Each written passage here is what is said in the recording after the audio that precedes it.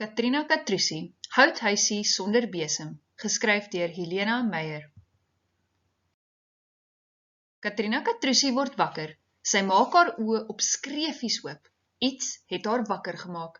Sy loer versigtig rond en spits haar ore. Daar is stemme in haar kamer. Wat gaan aan? Sy is doodseker sy woon alleen in haar houthuisie in die bos. Droom sy dalk? Dan sien sy die stofwollies wat vrolik wegkruipertjie speel. Hulle rits heen en weer rond. Hulle lag en lawaai. Katrina Katrusie trek haar lappies kombers hoër op, net haar oë loer uit.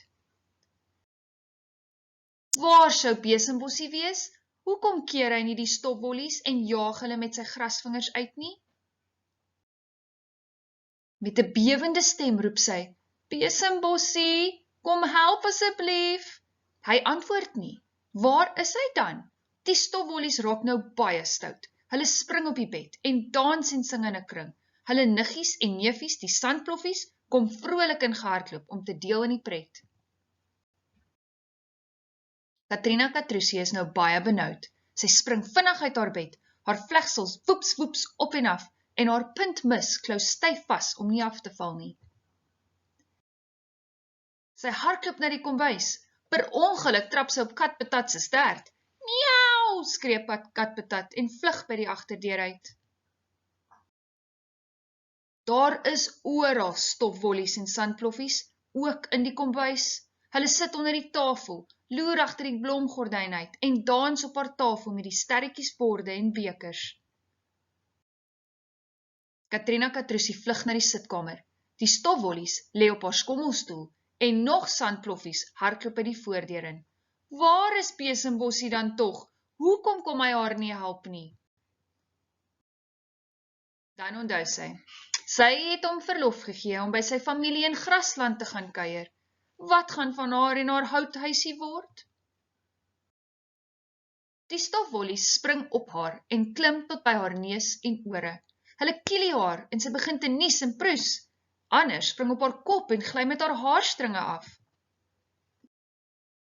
Party vlieg by die skoorsteen uit en vorm 'n stofwolk bo kan die huisie. Sy druk haar oë toe en roep benoud om hulp. Help, help, asseblief iemand help my. Skielik hoor sy 'n geswish en 'n geswoesh. Warrelwinkie loer om die voordeur. Hy groet vriendelik en wil weet wat aangaan. Met traanwange verduidelik Katrina Katrusie haar probleem. Sy beduie met haar vinger na die stofwollies en sandploffies. Die stofwollies en sandploffies koggel vir Warrelwinkie. Haha, hihi, hoho. Warrelwinkie is verstom om so baie stofwollies en sandploffies te sien. Hy wonder, wat kan hy doen om hulle te verwilder? Toe weet hy haal diep asem, bol sy wange en blaas die grootste en langste blaas wat hy nog ooit geblaas het. Stofwollies en sandploffies skrik baie groot. Hulle gryp mekaar se hande en probeer wegkruip. Warrelwinkie blaas en gryp hom met sy windvingers vas. Hul woel en krioel, maar sy windvingers hul stewig vas. Warrelwinkie woer hulle in die lug op, tol met hulle in die ronde en dans tot in die middel van die bos, waar hy hulle saggies neersit. Katpatat loer versigtig oor die vensterbank. Hy wil seker maak dat alles weer veilig is. Die houthuisie is skoon en leeg. Hy spring op die skommelstoel, kam sy snorbaarde en spin van plesier. Katrina Katrusie gooi haar arms in die lug en lag oop mond. Haar houthuisie sonder 'n besem is weer veilig en knus.